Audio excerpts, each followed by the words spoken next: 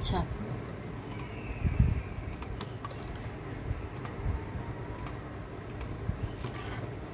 Screen দেখা যাচ্ছে? জি miss.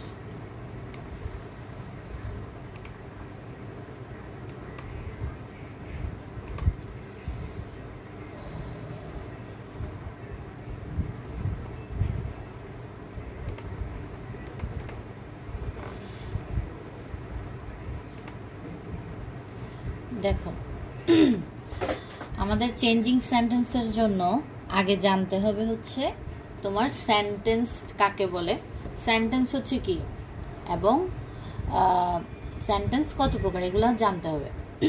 Sentence কাকে বলে এটা নর্মালি হচ্ছে কি কতগুলো শব্দ একসাথে হয়ে কি একটা মনের ভাব প্রকাশ করলে সেটাই সেন্টেন্স। এত কিছু এখন এভাবে ডিটেলসে জানা লাগবে না, এগুলো প্রত্যেকটা এক একটা সেন্টেন্স। তারপর দেখো সেন্টেন্স কয় প্রকার? 5 প্রকার, ঠিক আছে? সেন্টেন্স 5 প্রকার কি কি? অ্যাসার্টিভ, ইন্টারোগেটিভ, ইম্পারেটিভ, অপটেটিভ এবং এক্সক্লেমেটরি সেন্টেন্স। এগুলো আগে পড়ছো না? সেন্টেন্স 5 প্রকার। তাহলে অ্যাসার্টিভ সেন্টেন্স কি, ইন্টারোগেটিভ সেন্টেন্স কি, ইম্পারেটিভ সেন্টেন্স কি এবং হচ্ছে অপটেটিভ, এক্সক্লেমেটরি সেন্টেন্স কি, এগুলো একটু দেখি। অ্যাসার্টিভ হচ্ছে নর্মালি আমরা যেসব কথাবার্তা বলি বিবৃতিমূলক, ঠিক আছে? নর্মাল কথাবার্তাগুলা ওগুলা কি অ্যাসার্টিভ। তাহলে অ্যাসার্টিভ সবসময় মনে রাখবা সাবজেক্ট দিয়ে শুরু হয়, ভার্ব, অবজেক্ট। ওই আগে আমরা যে স্ট্রাকচার পড়ছি না নর্মাল একটা সেন্টেন্সের, subject plus verb plus object, জি মিস। Same structuring. তাহলে এটা অ্যাসার্টিভ সেন্টেন্স হবে। এরপর দেখো ইন্টারোগেটিভে কি, ইন্টারোগেটিভের স্ট্রাকচার মূলত হচ্ছে এটা সবসময় কি দিয়ে শুরু হবে? একটা হেল্পিং ভার্ব বা অক্সিলারি ভার্ব দিয়ে, ঠিক আছে, বা মোরাল অক্সিলারি ভার্ব। যেমন কি অক্সিলারি ভার্ব কোনগুলো? Am, is, are, was, were, have, has, had, এগুলো দিয়ে কি বেশিরভাগ শুরু হবে। সবসময় মনে রাখবা ইন্টারোগেটিভ করতে হলে যখনই অক্সিলারি ভার্ব সামনে থাকবে, অক্সিলারি ভার্ব সামনে থাকলে মনে রাখবা সেটা কি অবশ্যই একটা ইন্টারোগেটিভ সেন্টেন্স। তাহলে আমরা ইন্টারোগেটিভ যদি সেন্টেন্স করতে যাই তাহলে আমাদেরকে অক্সিলারি ভার্ব সামনে নিয়ে আসলেই সেটা কি হয়ে যাবে? একটা প্রশ্নবোধক বাক্য হয়ে যাবে, ঠিক আছে?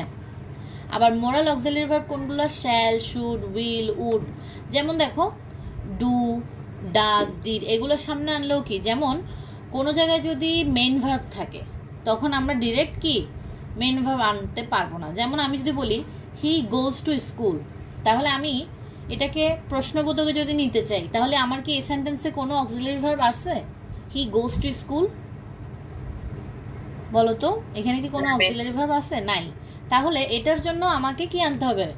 ডু, ডাজ বা ডিড। তাহলে গোজ যখন আছে আমরা বুঝতেছি এটা প্রেজেন্ট ইনডিফিনিট টেন্স। তাহলে এটার জন্য কি করতে পারি? এটার জন্য আমরা ডাজটা সামনে লিখবো, এরপরে ইয়েসটা গো থেকে উঠে যাবে, মানে কি does he go to school, তখন এরকম হয়ে যাবে, ঠিক আছে? তাহলে এটা আমরা এক ধরনের কোয়েশ্চেন বুঝলাম, আর এক ধরনের হচ্ছে WH দিয়ে। তাহলে এক ধরনের জিনিসটা কি, এক নম্বরে হচ্ছে প্রথমত হেল্পিং ভার্ব বা কি অক্সিলারি ভার্ব দিয়ে শুরু হবে, মরাল অক্সিলারি ভার্ব দিয়ে, অর্থাৎ am, is, are, was, were, have, has, had, এগুলো দিয়ে শুরু হতে পারে। বা হচ্ছে shall, will, would, can, could, may, might, এগুলো দিয়েও শুরু হতে পারে, ডু, ডিড, ডাজ। আরেক ধরনের হচ্ছে তোমার WH কোয়েশ্চেন থাকবে, যেমন who, where, when, whom, what, which, how, এগুলো দিয়েও শুরু হতে পারে। তখন কি হবে? ওগুলো দিয়ে যখন শুরু হবে তখন ওগুলার পরপরই তোমাকে ভার্বটা লিখতে হবে, এরপর সাবজেক্ট, অবজেক্ট যাই লিখো, ঠিক আছে? তাহলে আমরা দুইটা ফরম্যাট দেখলাম যে কি অ্যাসার্টিভে সাবজেক্ট, ভার্ব, অবজেক্ট। আর আমরা ইন্টারোগেটিভ যদি করতে যাই তখন কি আনতে হবে? অক্সিলারি ভার্ব যদি থাকে সেগুলো সামনে আনলেও কোয়েশ্চেন হবে, আবার ডু, ডিড, ডাজ এগুলো সামনে আনলেও, এগুলোও কিন্তু এক ধরনের auxiliary verb, do, did, does, ঠিক আছে? এগুলো সামনে আনলেও আমার হবে। আরেক ধরনের কোয়েশ্চেন হচ্ছে WH কোয়েশ্চেন। তখন আমরা কি করব? WH কোয়েশ্চেনের পরপরই ওই সেন্টেন্সের ভার্বটা সামনে নিয়ে আসবো, ঠিক আছে? এরপর আমরা দেখব ইম্পারেটিভ সেন্টেন্স। ইম্পারেটিভ সেন্টেন্স জিনিসটা কি? ইম্পারেটিভ সেন্টেন্স হচ্ছে যে সেন্টেন্স দ্বারা কোনো আদেশ, নিষেধ, হ্যাঁ, অনুরোধ এগুলো বোঝায়, তাহলে কি সেটা হবে একটা ইম্পারেটিভ সেন্টেন্স বা অনুজ্ঞাসূচক বাক্য। তাহলে মনে রাখবা আদেশ, নিষেধ অনুরোধ, এগুলা যে করা হয় সেগুলা কে করে? আমি করি না? মানে নিজে নিজে করো না তোমরা? তুমি যদি কাউকে আদেশ দাও, কে আদেশ করবে? তুমি করবা না আরেকজন করবে? তুমিই তো করবা। তাহলে উপদেশ দিলে তুমি দিচ্ছ, নিষেধ বললে তুমি করতেছো, তাহলে নিজে নিজে করতেছো, অর্থাৎ সাবজেক্ট আসলে কে? তুমি নিজেই। ঠিক আছে, তাহলে তুমি নিজেই, কিন্তু সাবজেক্টটা আমরা এখানে বসাবো না, আমরা এখানে কি সাবজেক্টটা বসাবো না। তাহলে মনে রাখবা ইম্পারেটিভ সেন্টেন্স সব সময় মেইন ভার্ব দিয়ে শুরু হয়। ঠিক আছে, মনে রাখবা কি অর্ডারের ক্ষেত্রে মেইন ভার্ব দিয়ে শুরু হয়, আর তোমার ধরো অ্যাডভাইসের ক্ষেত্রে তখন কি নেভারটা আসে। মানে কি তুমি কাউকে অর্ডার করতেছো যে এই কাজটা করো, তাহলে কি বলবা? Do the work. হ্যাঁ, মেইন ভার্ব সামনে বসে গেছে না? অর্ডার করলে মনে রাখবা এখানে কিন্তু সাবজেক্ট দেখা যাবে না, এই জন্য লেখা আছে কি প্যাটার্নে ইনভিজিবল, মানে কি সাবজেক্ট অদৃশ্যমান থাকবে। তোমাকে শুরু করতে হবে কি দিয়ে? ভার্ব দিয়ে, কারণ সাবজেক্ট তো তুমি নিজেই, তাহলে এই জন্য আসবে না সাবজেক্ট। তাহলে ইম্পারেটিভ সেন্টেন্স মনে রাখবা মেইন ভার্ব দিয়ে শুরু হয়। এখন 3 ধরনের ক্যাটাগরি আছে, মানে হচ্ছে অর্ডার হলে তুমি ডিরেক্ট কি ভার্ব দিয়ে বলতে পারবা, ডু দ্য ওয়ার্ক। যদি কাউকে রিকোয়েস্ট করো তখন অলওয়েজ, আমরা যদি কাউকে অনুরোধ করি তাহলে আমরা সবসময় কি করি? প্লিজটা সামনে বসাই না, যে please give me a water, please give me a pen. হ্যাঁ, এগুলো বলি না? তাহলে অনুরোধ বোঝালে প্লিজটা সামনে আসবে, কিন্তু সেম ভার্ব দিয়ে শুরু হয়েছে। দেখো, আবার অ্যাডভাইসেও কিন্তু তোমার ভার্ব দিয়ে শুরু হবে, শুধু প্রথমে নেভার টেলে। অ্যাডভাইস মানে কি? তুমি কাউকে উপদেশ দিচ্ছ যে এটা করো না, এটা করলে এরকম হবে ওরকম হবে, তাহলে কি এটা করো না, কখনো মিথ্যা বলো না। তাহলে এই জন্য আমরা নেভারটা দিব। অ্যাডভাইসের ক্ষেত্রে নেভারটা সামনে বসে, কাউকে অনুরোধ করলে সেক্ষেত্রে প্লিজটা সামনে বসে। কিন্তু মনে রাখবা ইম্পারেটিভ সেন্টেন্স সব সময় মেইন ভার্ব দিয়ে শুরু হয়, সাবজেক্ট ইম্পারেটিভ সেন্টেন্সে থাকে না। বুঝে গেছে? তাহলে আমি আবার প্রথমে বলি, প্রথমে কি অ্যাসার্টিভ সেন্টেন্স। অ্যাসার্টিভ সেন্টেন্স স্ট্রাকচারটা কেমন হবে? অ্যাসার্টিভ সেন্টেন্সের স্ট্রাকচার হবে তোমার subject plus verb plus object, normal সেন্টেন্সের মতো। ইন্টারোগেটিভে কি হবে? ইন্টারোগেটিভে 2টা ক্যাটাগরি থাকে। একটা কি, একটা হচ্ছে তোমার অক্সিলারি ভার্ব গুলা সামনে চলে আসে, মানে হেল্পিং ভার্ব যেগুলো আছে ওগুলা সামনে চলে আসবে। তারপর আরেকটা ক্যাটাগরি কি, ডাব্লিউএইচ কোয়েশ্চেন থাকলে ডাব্লিউএইচ কোয়েশ্চেনের পরে ভার্ব দিব, এরপরে বাকি যা আছে তা বসে যাবে। আচ্ছা, গেল। এরপর ইম্পারেটিভ কি? ইম্পারেটিভ মানে হচ্ছে তোমার আদেশ, উপদেশ এবং অনুরোধ, এগুলো থাকলে কি সেটা ইম্পারেটিভ সেন্টেন্স। আর এটার স্ট্রাকচার কি হবে? এটার স্ট্রাকচার হবে তোমার কি, এটা ভার্ব দিয়ে শুরু হবে। এটা মাথায় রাখবে, ইম্পারেটিভ অলওয়েজ ভার্ব দিয়ে শুরু হয়, এখানে কোনো তোমার সাবজেক্ট বসাতে হয় না। আর ভার্বের ক্ষেত্রে অর্ডার যখন বুঝাবে তখন ডিরেক্ট তুমি ভার্ব লিখতে পারো, সমস্যা নাই। অ্যাডভাইসের ক্ষেত্রে জাস্ট সামনে একটা নেভার আসবে। রিকোয়েস্টের ক্ষেত্রে তুমি কাউকে অনুরোধ করতেছো, তাহলে প্লিজ অবশ্যই এটা তোমার মাথায় অবশ্যই আসবে যে কাউকে রিকোয়েস্ট করলে কি আসবে? প্লিজটা সামনে লিখবো। কিন্তু সবসময় দেখো এখানে ডু দিয়ে শুরু হয়েছে, এখানে টেল দিয়ে শুরু হয়েছে, এখানে গিভ দিয়ে শুরু হয়েছে, তাহলে প্রত্যেকটাতে প্রথমে কি ভার্ব না? আচ্ছা, এরপর দেখো আমরা যাচ্ছি অপটেটিভ সেন্টেন্স। অপটেটিভ সেন্টেন্স কি? এটা হচ্ছে প্রার্থনা সূচক বাক্য, অর্থাৎ তুমি কাউকে দোয়া করতেছো, ঠিক আছে, কারোর জন্য দোয়া করতেছো, কারোর জন্য মনের ইচ্ছা পোষণ করতেছো। হ্যাঁ, তাহলে এগুলো সেন্টেন্স বেশিরভাগ মে দিয়ে শুরু হয়, মে দিয়ে শুরু হয়, আর বাকিটা অ্যাসার্টিভ সেন্টেন্সের মতো। ঠিক আছে, এটার প্যাটার্নটা মূলত কি মে দিয়ে শুরু হয়। কিছু কিছু ক্ষেত্রে ব্যতিক্রম দেখা যায়, যেমন দেখো may you be happy in your future life, তাহলে তুমি কি ভবিষ্যতে হ্যাপি থাকো, আমি কারোর জন্য কি দোয়া করতেছি। তারপরে কি লিভ লং আওয়ার প্রেসিডেন্ট, তাহলে কি মানে আমার প্রেসিডেন্ট কি বেঁচে থাক, মানে অনেকদিন থাকার কথা বলতেছে। এরপর দেখো মনে রাখবা অপটেটিভ সেন্টেন্স হলে সবসময় কি দিয়ে শুরু হবে? মে দিয়ে শুরু হবে, এবং অ্যাসার্টিভ সেন্টেন্স থাকবে এরপরে, বুঝছো? এটা মাথায় রাখবা। অপটেটিভ সেন্টেন্স থাকলে সবসময় কি হবে? মে দিয়ে শুরু হবে এবং তোমার অ্যাসার্টিভ সেন্টেন্স থাকবে। ঠিক আছে, এটা মাথায় রাখলেই হবে, বুঝছো? বেশিরভাগ ক্ষেত্রেই কিন্তু মে থাকে। আর তুমি একটা সেন্টেন্স যখন পড়বা তখন বুঝবা এটা দ্বারা কি মনের ইচ্ছা বুঝাইছে নাকি এটা দ্বারা আদেশ উপদেশ এগুলো বুঝাইছে। ঠিক আছে, এটা বোঝা যায়। আচ্ছা, আর এক্সক্লেমেটরি সেন্টেন্সটা কি?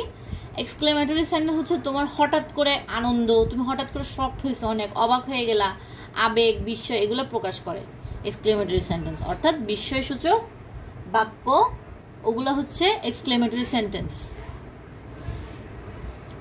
দেখো এগুলোতে অনেক সময় এই ওয়ার্ডগুলো থাকে, যেমন alas, bravo, hurray, what, how.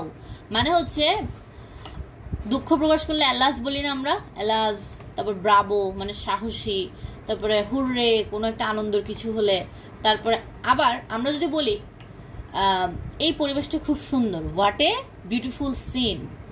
ঠিক আছে, আচ্ছা এরপর দেখো এখানে তোমরা কি করবা, এখানে যখন তুমি হুররে বসাইছো, হ্যাঁ, এরপরে তুমি নর্মালি অ্যাসার্টিভ সেন্টেন্স মতো লিখতে পারবা, কিন্তু যখন তুমি হোয়াট দিয়ে লিখবা, ঠিক আছে, হোয়াট বা হাউ দিয়ে যখন লিখবা তখন কি করবা, দেখো হোয়াট বা হাউ এর পরে সাবজেক্ট বসাবা, এরপরে হচ্ছে ভার্ব আর কি, বুঝে গেছে, ওই অ্যাসার্টিভ সেন্টেন্সের মতো।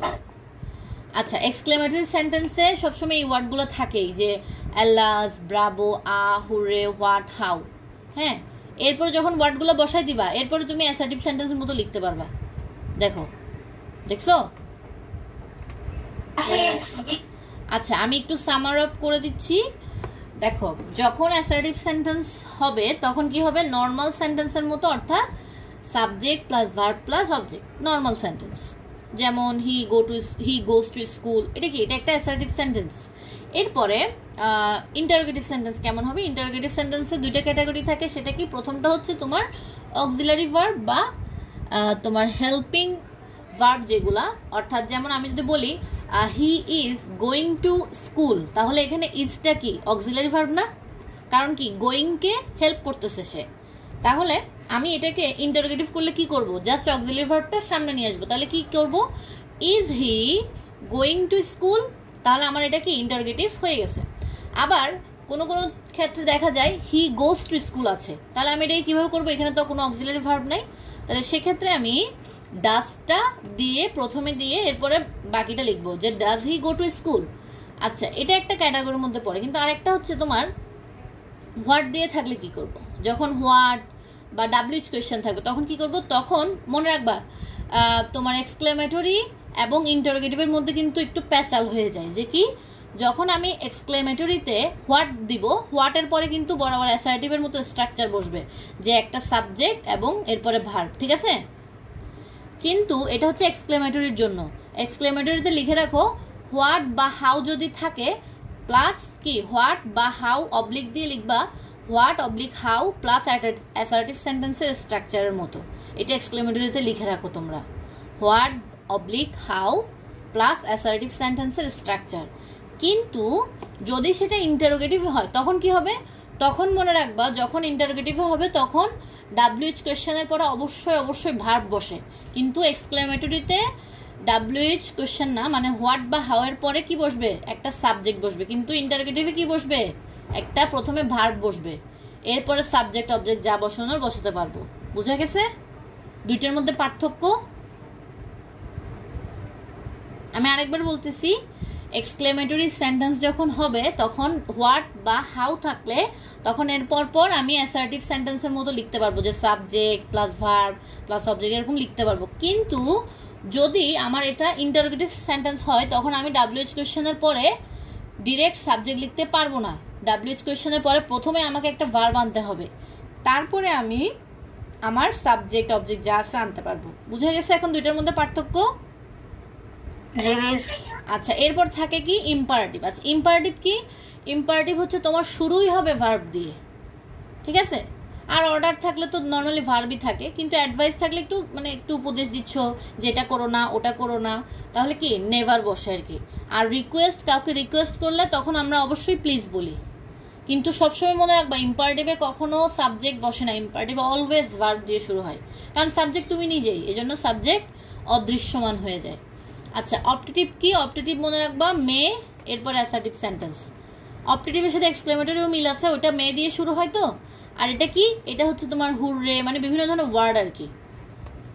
বাট হোয়াট এবং হাউ এর ক্ষেত্রে কি হবে, পুরোপুরি অ্যাসার্টিভ সেন্টেন্সের মতো, কিন্তু যদি এটা ইন্টারোগেটিভে থাকে তখন হোয়াটের পরে অবশ্যই ভার্ব বসাতে হবে।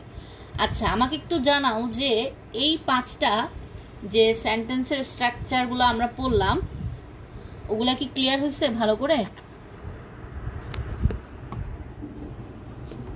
জি মিস। জি মিস। সবার ক্লিয়ার? আচ্ছা।